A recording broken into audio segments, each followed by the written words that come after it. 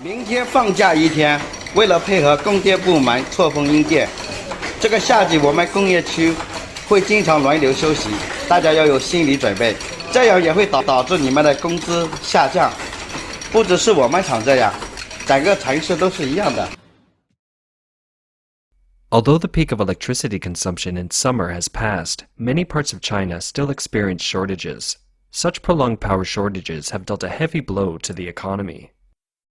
Chinese media reported that China's southern power grid had a power gap of about 10 million kilowatts in August, and the maximum coordinated load reached 110 million kilowatts. Two southwestern provinces had to issue red warning signals because of power shortages exceeding 20%.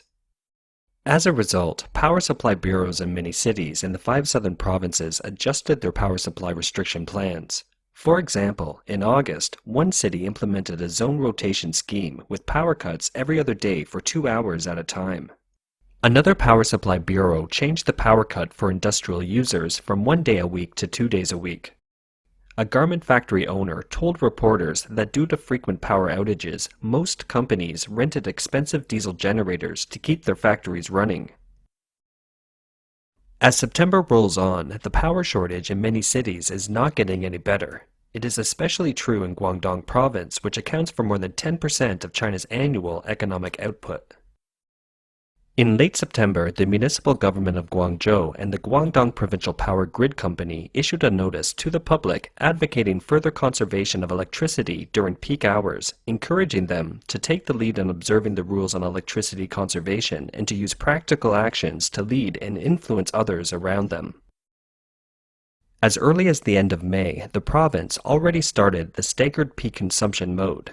For example, in one jurisdiction, industrial users will be closed for 2 days a week from Tuesday onwards and will stop using electricity during peak hours, keeping only electricity for security and maintenance.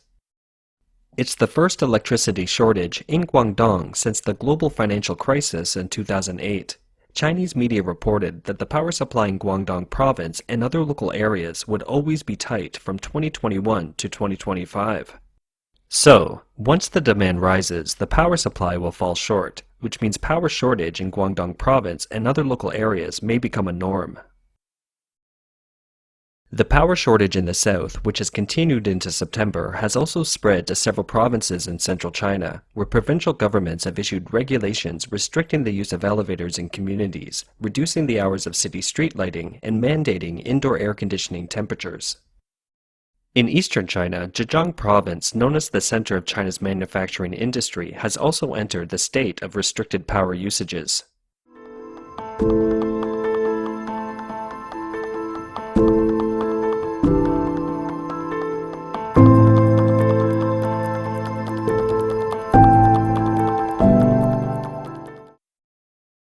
In late 2020 and early 2021, China experienced a winter power shortage on a large scale that included widespread power outages and restricted usage in both Beijing and Shanghai, resulting in a cold winter for the masses.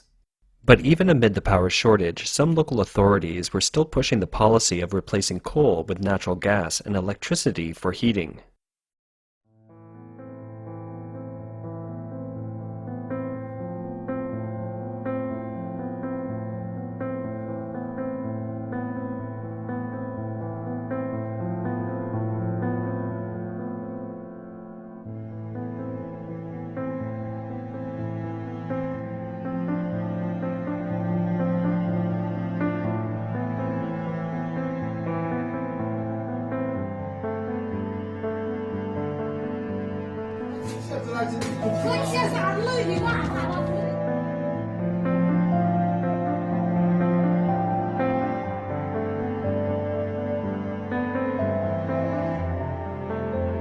This has led many Chinese to worry about whether the coming winter will also have an electricity shortage. Will this winter be colder than before? In addition to the inconvenience of power shortages to the general public, what worries the Chinese Communist Party, or CCP, even more is its impact on the economy. Power shortage affects many critical industrial sectors that use a lot of electricity. It will affect China's GDP growth rate in 2021 or the first half of 2022.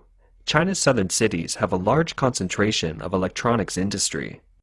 The electronics industry is the bloodline of the economy. If the power supply is interrupted, the entire industrial economy will be on the verge of becoming paralyzed. According to the chief analyst for power and carbon at Refinitiv, a financial data provider, power cuts will affect China's economy, including the critical construction and manufacturing sectors. These sectors used nearly 70% of China's electricity in 2020 and will act as the locomotive of the economy's recovery in 2021.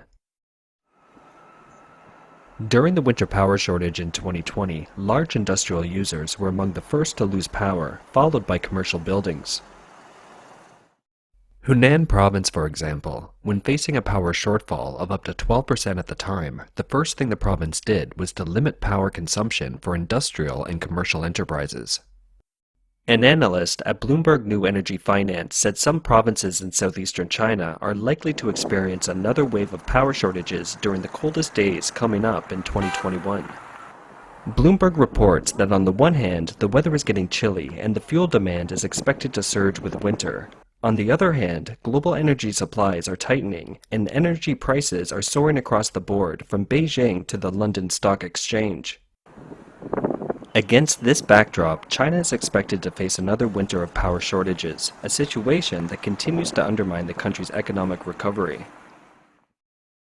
While analysts predict that Beijing will sacrifice production capacity in factories to keep households powered, the Chinese people should be prepared for the worst, namely that they may not be able to keep their homes warm during the cold winter days. The widespread electricity shortage in China over the past 2 years is a strange phenomenon. Since 2012, the electricity supply in China has been plentiful overall. According to official data, there was even a surplus of electricity. In 2019, before the global pandemic, China's electricity consumption peaked and power plants were able to keep up with the supply. In the summer of 2020, when electricity consumption peaked, the power supply remained normal. All these indicate that China's power plants have sufficient generation capacity, with no significant changes in the basic conditions of the power system. Why was there a blackout in December 2020 and today an electricity shortage? First of all, there are a few apparent reasons on the surface. For example, electricity consumption in some regions has been increasing in the past 2 years, while in the meantime, the capability of hydropower generation has suffered due to the drought experienced in some areas. However, at a deeper level, the root cause underlying China's power shortage is its mixed system of planned economy and market economy that has failed to adapt to the changing political and economic environment. China's thermal power generation has long accounted for about 70% of the country's total electricity production, and nearly 90% of thermal power generation uses coal. However, both the coal industry and thermal power plants in China are now facing an uncertain outlook. Owing to reasons such as economic transformation, international pressure, and the CCP's international image, the CCP has pledged to the world to peak at 2030 and become carbon neutral by 2060. 中国将力争2030年前实现碳达峰。 China will strive to peak carbon dioxide emissions before 2030 and achieve carbon neutrality before 2060. This requires tremendous hard work, and we will make every effort to meet these goals. China will step up support for other developing countries in developing green and low-carbon energy and will not build new coal-fired power projects abroad. According to such a pledge, some Chinese scholars speculate that China's coal power will gradually phase out after 2030, mostly by 2050, and all by 2060 when it becomes carbon neutral. In reality, this is going to be extremely difficult to achieve. The construction of new energy sources like hydropower, wind power, and other renewable energy sources requires a long-term process and is characterized by both randomness and intermittency. In safeguarding customer demand and the safe and stable operation of the power system, coal power is still the most reliable.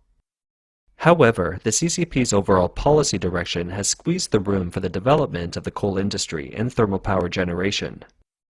The most significant factor that has led to China's recent hike in coal prices is the declined coal production due to CCP policy restrictions, and secondly, the total imported coal has plummeted. Moreover, in China, there exists a significant clash between the coal and power industries. China's coal industry is highly market-oriented, and the price of coal rises in line with the market. Power plants are, on the other hand, state-owned enterprises. They are not allowed to shut down and have to continue to operate even when coal has become very expensive. At the same time, the electricity price is set by the government. Thus, it is locked in firmly. China's National Development and Reform Commission issued instructions in mid-July 2021 requiring power plants to safeguard the stable supply of coal power and that no shutdown should occur because of lack of coal.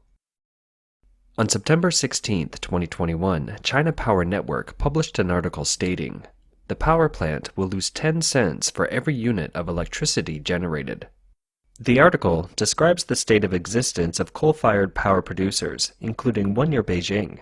The article warns that if the electricity price is locked in at a low rate and coal prices continue to soar, the coal-fired power plants could be completely wiped out in a month or so. Against this backdrop, 11 large coal-fired power producers had jointly submitted a report to the Beijing government a month ago, requesting that the annual contract for direct power supply in Beijing be renegotiated. In the report, the 11 enterprises pointed out a series of challenges they faced. For example, the cost of coal-fired power plants in 3 cities, including Beijing, has exceeded the break-even point. The scale of losses of coal-fired power plants has reached 100%. Coal stocks are generally low. Coal quantity and quality could not be guaranteed, thus hampering power generation capacity. All these have seriously affected the normal operation of power trading and stable power supply. The operating conditions of these enterprises are harsh, and some of them have experienced broken capital chains. A former director at the dispatch office of the North China Power Grid said that compared to the short-term price hike of electricity and coal in 2008 when there was a global financial crisis, it is different now. The income is not enough to cover the expenses, and if there is no further adjustment, the whole coal power industry may collapse. Fuel costs alone for thermal power plants are 0.3456 RMB per kilowatt hour, plus other costs, including transporting coal to the plant. In the meantime, the base electricity price is only around 0.35 to 0.36 RMB per kilowatt hour. It leads to an unfortunate reality for thermal power plants where the more electricity they generate, the more they lose. The 11 power plants signed contracts with the government at the end of 2020 when coal prices were just over 600 RMB per ton, but coal prices have doubled since then. As a result, these power plants can no longer fulfill the power supply agreements for the last quarter of 2021, from October to December. Liang added, "If coal power plants make a complete and long-term loss, they will face the risk of bankruptcy. To avoid further losses or possible bankruptcy, coal power companies will generate less electricity or stop running. The immediate consequence will be electricity shortages." The joint report says that the plight of the power grid in the 3 major cities is just a snapshot of the operating crisis of the national coal power industry. For thermal power plants, their coal supplies include domestic coal and imported coal. Domestic coal is of low quality and high price, while imported coal has high calorific value and a relatively low price. Therefore, many power plants in coastal areas of China like Guangdong province have switched to imported coal. China has become a net importer of coal since 2008, accounting for 30% of the world's seaborne coal. In mid-December 2020, the CCP banned Australian coal imports. Prior to that, a range of Australian products, including seafood, wine, and timber, were also banned from China. The Chinese government and high-level official media have tried to downplay the difficulties that the Australian ban has had on China's electricity supply, claiming that the ban will have little impact on the electricity shortage in Guangdong province and even less on the whole country.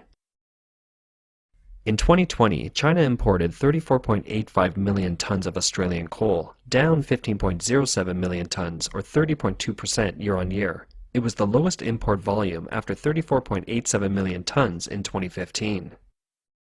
Several Chinese financial analytics have also acknowledged that Australian coal is the preferred choice of China's power plants. There is a significant gap between Indonesian coal and Russian coal and high-quality Australian coal, and many Chinese coastal power plants had converted their generating units to be suitable for the use with Australian coal. When the import of Australian coal is interrupted, such equipment being unable to process domestic coal has resulted in a reduction in power generation. After banning Australian coal, even if China tries to look for alternatives such as India and Brazil, there will still be a negotiation process. There is not much time left for the coming winter of 2021.